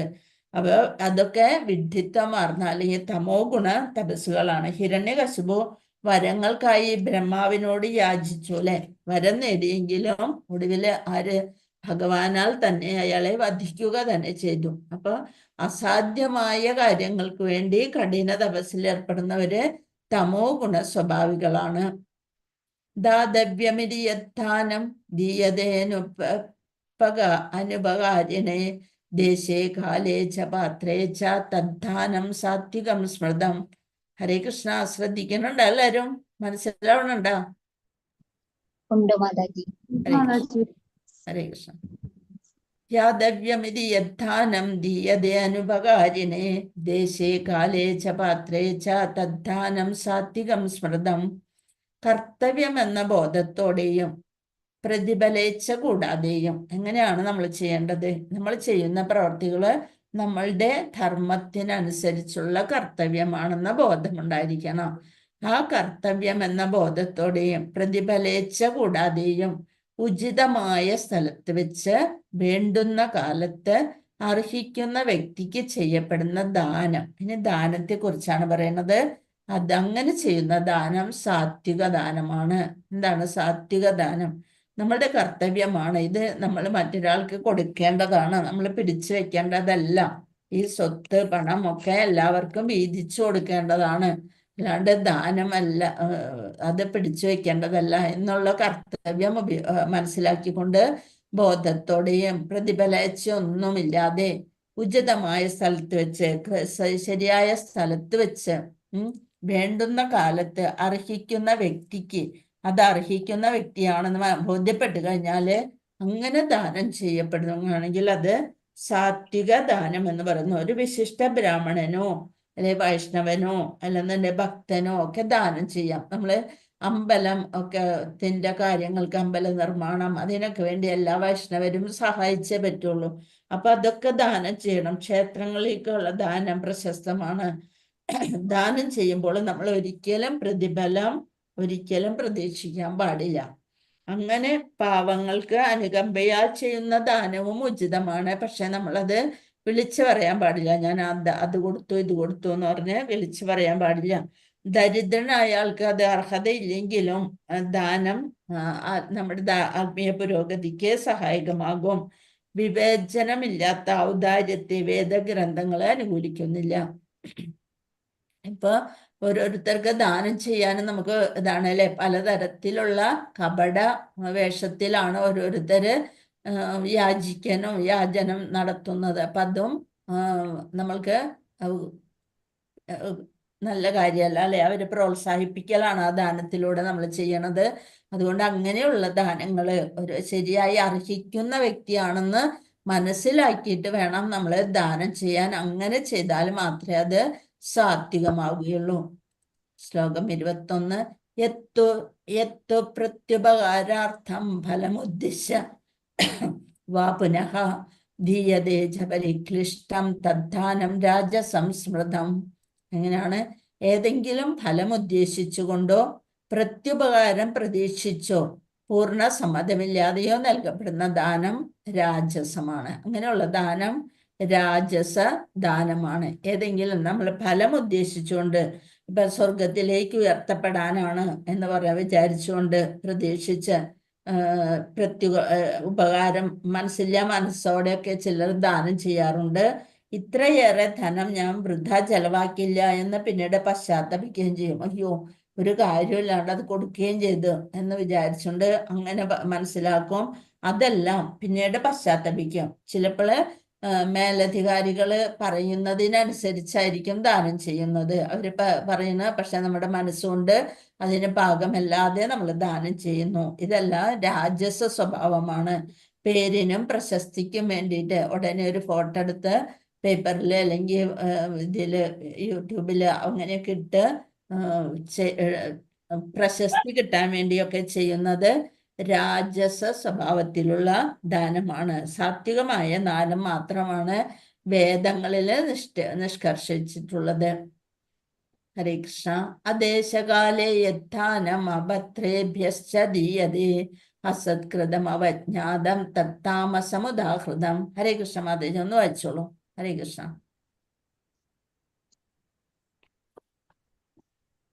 ലഹരിപാനീയത്തിനോ ചൂതുകളിക്കോ വേണ്ടിയുള്ള ദാനം തമോ ഗുണപ്രധാനമത്രേ. അതിവിടെ പ്രോത്സാഹിപ്പിക്കുന്നില്ല, പ്രയോജനകരവുമല്ല. അത്തരം ദാനം പാപകർമ്മത്തിന് പ്രേരകമാണ്.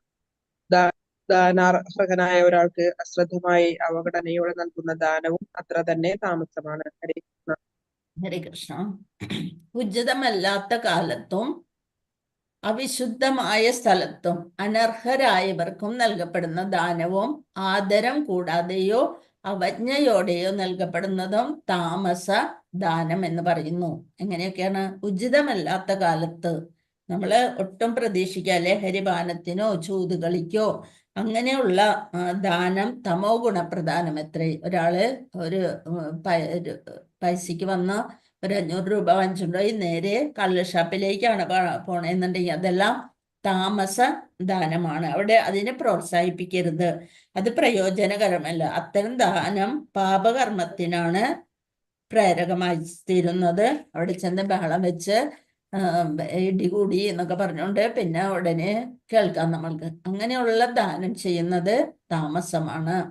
ശ്ലോകം 23. ഇനി ഓം തത്സത് എന്ന് പറയുന്നതിന്റെ അർത്ഥവും അതൊക്കെയാണ് അടുത്ത ശ്ലോകത്തിലൂടെ പറയുന്നത്.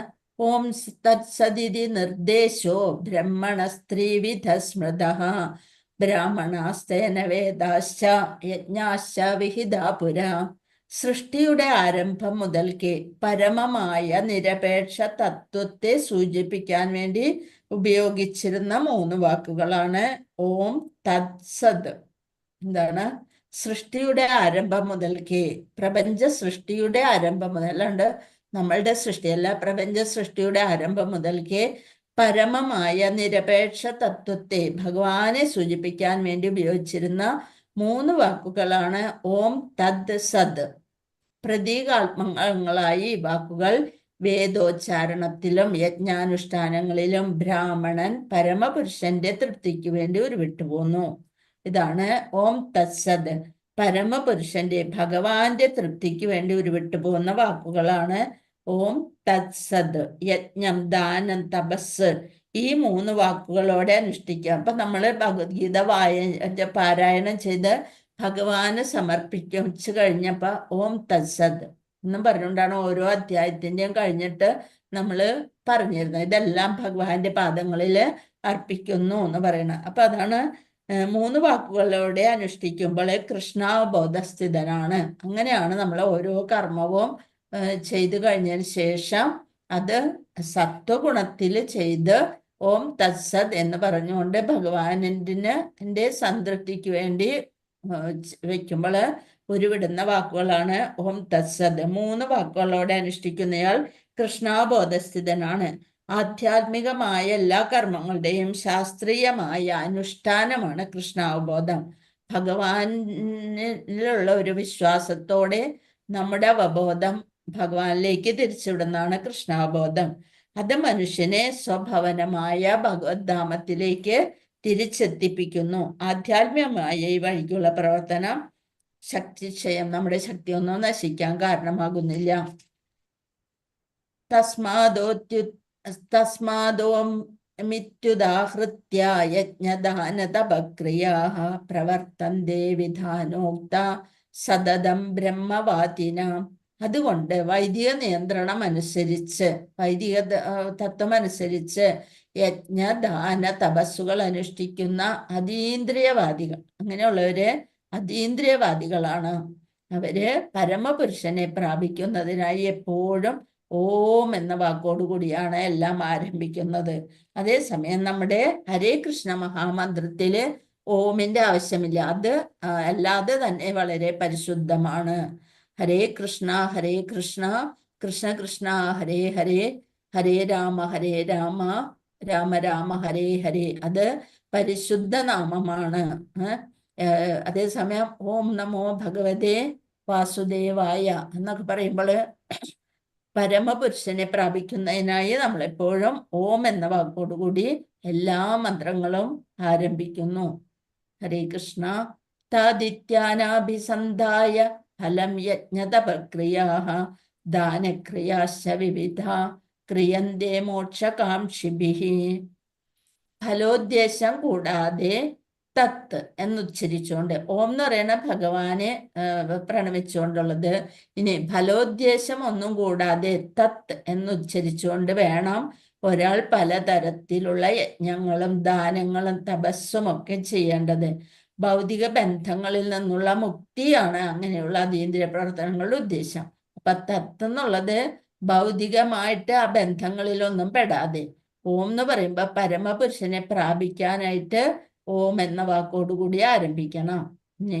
സദ്ഭാവേ സാധുഭാവേ ച സദിത്യേ തത് പ്രയുജ്യതേ പ്രശസ്തേ കർമ്മണി തഥാ സ്വച്ഛബ്ദ പാർത്ഥയുജ്യതേ യജ്ഞതപസി ദാനേ ച സ്ഥിതി സദിതി ചോച്യതേ കർമ്മ ചൈവ തദർത്ഥീയം സദിത്യോവാഭിധീയതേ. നിരപേക്ഷ തത്വമാണ് ഭക്തിപൂർവം ചെയ്യപ്പെടുന്ന യജ്ഞത്തിന്റെ ലക്ഷ്യം. എന്താണ് നിരപേക്ഷ തത്വം? ഭഗവാനെ പ്രാപിക്കല്. അതാണ് ഭക്തിപൂർവം ചെയ്യപ്പെടുന്ന യജ്ഞത്തിന്റെ ലക്ഷ്യം. സത്ത് എന്ന വാക്ക് അതിനെ സൂചിപ്പിക്കുന്നു. ഭക്തിപൂർവം നിരപേക്ഷ തത്വത്തില് ചെയ്യപ്പെടുന്ന യജ്ഞത്തിന്റെ ലക്ഷ്യമാണ് സത്ത് എന്ന വാക്ക് സൂചിപ്പിക്കുന്നത്. ആ വിധത്തിലുള്ള യജ്ഞം അനുഷ്ഠിക്കുന്നവനെയും സത്ത് എന്ന് പറയും. അങ്ങനെ എല്ലാം ഭഗവാനിൽ അർപ്പിച്ചുകൊണ്ട് യജ്ഞം അനുഷ്ഠിക്കുന്നവത് സത്ത് എന്ന് പറയും. കുന്തിപുത്ര, നിരപേക്ഷ സ്വഭാവം അനുസരിച്ചുള്ള മറ്റ് പ്രവർത്തികളെ പോലെ യജ്ഞദാന തപ കർമ്മങ്ങൾ ഭഗവത് പ്രസാദത്തിന് വേണ്ടി ചെയ്യപ്പെടണം. ഭഗവാന്റെ പ്രസാദം, ഭഗവാനെ സന്തോഷിപ്പിക്കാൻ, അല്ലാണ്ട് നമ്മുടെ സന്തോഷത്തിന് വേണ്ടിയല്ല നമ്മൾ യജ്ഞമായാലും ദാനമായാലും തപസ്സായാലും ചെയ്യേണ്ടത് ഭഗവാനെ സന്തോഷിപ്പിക്കാനായി ചെയ്യണം എന്നാണ് പറയുന്നത്. പരമപുരുഷനെ ലക്ഷ്യമാക്കിയുള്ള ഏത് യജ്ഞത്തിലും ഓം തത്സദ് എന്ന് പറഞ്ഞുകൊണ്ട് ചെയ്യണമെന്നാണ് വിധി. ക്ഷേത്രത്തിൽ നിവേദ്യം പാകം ചെയ്യുക മുതലായ പരമപുരുഷോത്തമന് വേണ്ടി ചെയ്യപ്പെടുന്ന ഏത് പ്രവൃത്തിയും ഭഗവാന്റെ ചരിതങ്ങൾ കീർത്തിക്കപ്പെടുന്നത് ഉൾപ്പെടെ തദർത്ഥീയം എന്ന വാക്കാൽ നിർവചിക്കപ്പെട്ടിട്ടുണ്ട്. സർവകർമ്മങ്ങളുടെയും പരിപൂർണതയെ മുൻനിർത്തിക്കൊണ്ടാണ് ഇങ്ങനെ പല വിധത്തിലും ഓം തത്സദ് എന്നീ മഹത്തായ വാക്കുകൾ മന്ത്രിക്കപ്പെടുന്നത്. അപ്പൊ ഭഗവാന്റെ സന്തോഷത്തിന് വേണ്ടി ചെയ്യുന്ന ഏത് പ്രവൃത്തിയിലും ഓം തത്സദ് അങ്ങനെ ഉപയോഗിക്കാം. അശ്രദ്ധയാഹുതം ദത്തം തപസ്സപ്തം കൃതം ചയത് അസദിത്യുച്യതേ പാർത്ഥാന ച തത്പ്രത്യനോ ഇഹ. എങ്ങനെയാണ്? പരമപുരുഷനെ പൂർണ്ണവിശ്വാസം ഇല്ലാതെ ചെയ്യപ്പെടുന്ന യജ്ഞവും ദാനവും തപസ്സും അസത് എന്ന് പറയപ്പെടുന്നു. ഭഗവാനിലൊന്നും പൂർണ്ണവിശ്വാസമില്ല, നിരീശ്വരവാദിയാണ്. എന്നാൽ യജ്ഞവും ദാനവും തപസ്സും ഒക്കെ മറ്റുള്ളവരെ കാണിക്കാൻ വേണ്ടി ചെയ്യപ്പെടുന്നു. അത് അസത്ത് എന്ന് പറയപ്പെടുന്നു. അതിന്ന് ക്ഷണികമായ സുഖങ്ങളെ കിട്ടും. അത്തരം കർമ്മങ്ങളെ ഇഹലോകത്തിലും പരലോകത്തിലും നമുക്ക് നിഷ്പ്രയോജനങ്ങളാണ്. നമ്മുടെ ജീവാത്മാവിന് അതുകൊണ്ട് നമ്മുടെ ശരീരസുഖം അല്ലെ ഭോഗസുഖം മാത്രമുള്ളൂ. ഇഹലോകത്തിലും പരലോകത്തിലും നിഷ്പ്രയോജനങ്ങളായ കർമ്മമാണ് അസത്ത് എന്നറിയപ്പെടുന്നത്. ഹരേ കൃഷ്ണ കൃഷ്ണ കൃഷ്ണ ഹരേ ഹരേ, ഹരേ രാമ രാമ രാമ ഹരേ ഹരേ. ഹരേ കൃഷ്ണ മാതാജി, ഹരേ കൃഷ്ണ. എല്ലാവർക്കും പ്രണാമം. ഹരേ കൃഷ്ണ. ഹരേ കൃഷ്ണ മാതാജി. മോനെ ഇനി നമ്മൾക്ക് ഹരേ കൃഷ്ണ ചിരിക്കാതിരുന്ന് ഹരേ കൃഷ്ണ കണ്ടു സന്തോഷായി. സന്തോഷായിരുന്നു മാതാജി. ഹരേ കൃഷ്ണ. നമുക്ക് ഇപ്പൊ വന്നതേ ഉള്ളൂ, ഇപ്പൊ വന്നത്, അതാണ് ബഹളം. കുട്ടികൾ അങ്ങനെയല്ലേ. ഹരേ കൃഷ്ണ. നമുക്ക് ചോദ്യങ്ങളൊന്ന് നോക്കാം. ദൈവികതയുള്ളവരുടെ സ്വഭാവത്തിൽ കാണപ്പെടുന്ന അത് 14 കഴിഞ്ഞ പ്രാവശ്യത്തായിരുന്നു അല്ലെ ഈ ചോദ്യം. അധ്യായം 17. ഹരേ കൃഷ്ണ.